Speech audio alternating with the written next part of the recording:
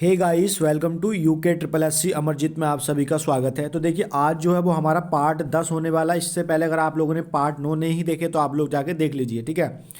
तो आज वीडियो लगभग 3 दिन के गैप में आ रही है, क्योंकि हुआ क्या कि अजरावत की जी की जो बुक है तो उसके क्वेश्चन मैंने आज एकत्रित करे हैं, ठीक है।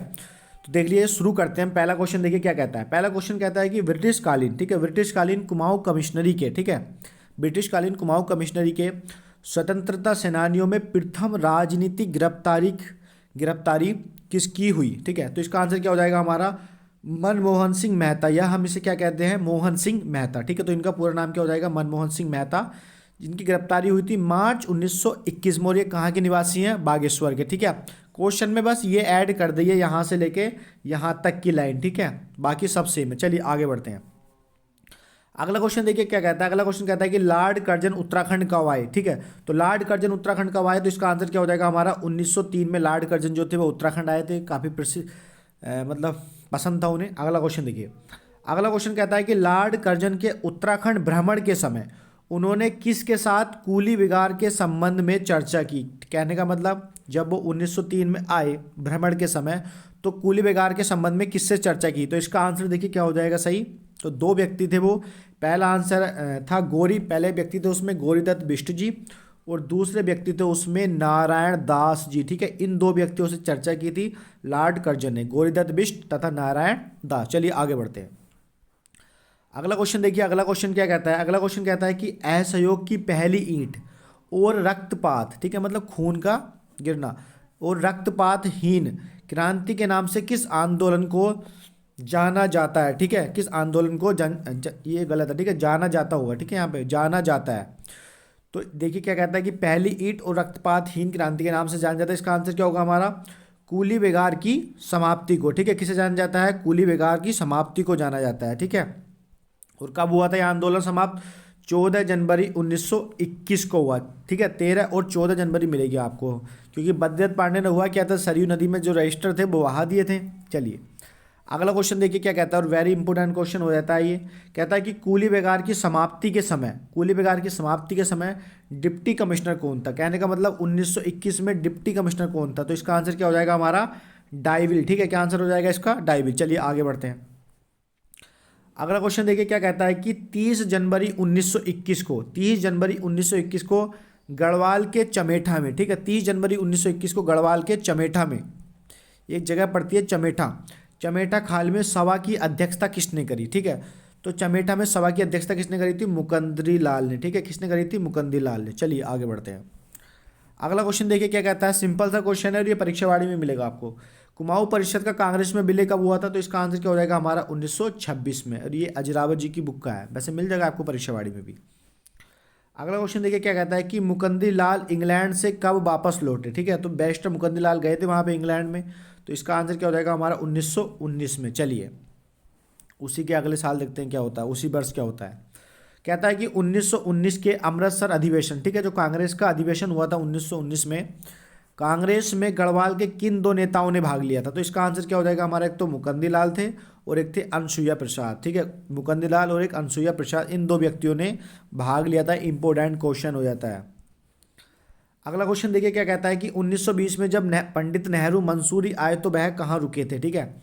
जब 1920 में पंडित नेहरू मंसूरी आए तो वह कहाँ रुके थे, सेबोय होटल में, ठीक है। किस में रुके थे, सेबोय होटल में, ठीक है। और कहाँ पे, ये मंसूरी में। चलिए आगे बढ़ते हैं।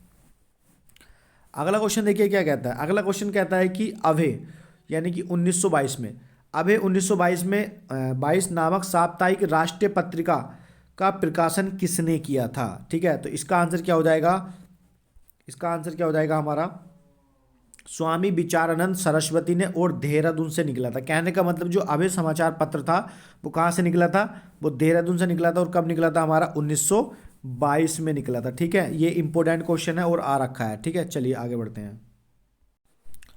अगला क्वेश्चन देखिए। अगला क्वेश्चन सिंपल है कि पेशावर कांड कब हुआ। तो इसका आंसर क्या होगा, 23 अप्रैल 1930 को। सिंपल है और आता भी है अधिकतर। चलिए अगला क्वेश्चन देखिए क्या कहता है कि वीरचंद सिंह गढ़वाली किस पलटन, ठीक है, पलटन होगा ये, पलटन मतलब इनकी बटालियन, किस बटालियन का हिस्सा थे। तो इसका आंसर क्या होगा, 2/18 गढ़वाल राइफल्स, ठीक है। ये इंपॉर्टेंट क्वेश्चन है।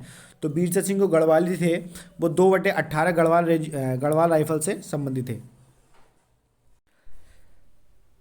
चलिए अगला क्वेश्चन देखिए क्या कहता है। अगला क्वेश्चन कहता है कि पेशावर कांड में सैनिकों को किस अंग्रेज कमांडर ने गोली चलाने का आदेश दिया था। तो इसका आंसर क्या हो जाएगा, रिकेट। ठीक है, ये इस तरीके से लिखा हुआ है, रिकेट। ठीक है, तो रिकेट के आदेश मानने से इनकार कर दिया था किसने, बीरचंद सिंह गढ़वाली ने। तो इन्होंने ही आदेश दिए थे। अगला क्वेश्चन देखिए क्या कहता है कि जौनसार बाबर के अमर शहीद वीर केसरी आज़ाद हिंद फौज में भर्ती कब हुए।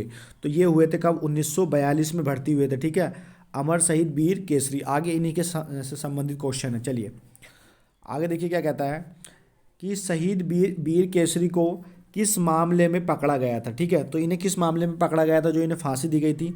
तो इसका देखिए क्या है कि इम्फाल जो मणिपुर की राजधानी इम्फाल के मोर्चे पर पुल उड़ाने के प्रयास के दौरान। ठीक है, तो ये इनका माना गया था वहाँ पे। चलिए आगे देखिए क्या कहता है कि शहीद वीर केसरी को कब सज़ा सुनाई गई। तो इसका आंसर क्या होगा, 3 फरवरी 1945 को सज़ा सुनाई गई अलग बात है, और फांसी दी गई वो अलग बात है। देखिए अगला क्वेश्चन देखिए क्या कहता है कि शहीद वीर केसरी को फांसी सज़ा कब हुई। ठीक है, तो यहाँ पे होगी 3 मई 1945 को, और 3 मई को चोली थात में क्या है, इनकी स्मृति में एक मेला भी आयोजित होता है। चलिए अगला क्वेश्चन देखिए क्या कहता है कि दांडी मार्च में किस किसने भाग लिया। ठीक है, तो उत्तराखंड से जो व्यक्ति थे, एक तो ज्योतिराम कांडपाल थे, वीर खड़क बहादुर थे, और भैरव दत्त थे। ठीक है, ये व्यक्ति थे 3। ठीक है, देख लेंगे आप लोग। चलिए अगला क्वेश्चन देखिए क्या कहता है। अगला क्वेश्चन कहता है कि सरोजनी नायडू के नेतृत्व में धराशाण, ठीक है, धराशाण नामक स्थान पर धरना दिया गया। इसमें उत्तराखंड का कौन सा व्यक्ति शामिल है। ठीक है, तो इसमें जो शामिल था वो कौन था, ज्योतिराम कांडपाल।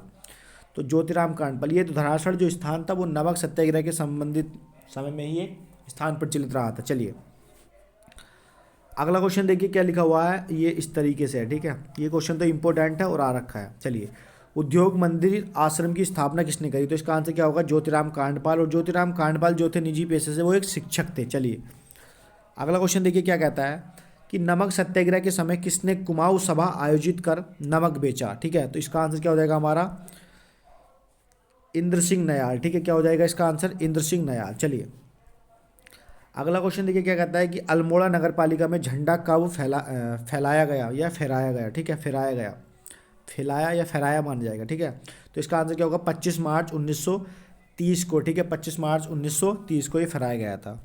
ठीक है, ये आज के लिए इतना ही है। अब कल मिलते हैं आपसे नेक्स्ट वीडियो में। अजय रावत का कंटेंट ही तैयार होगा।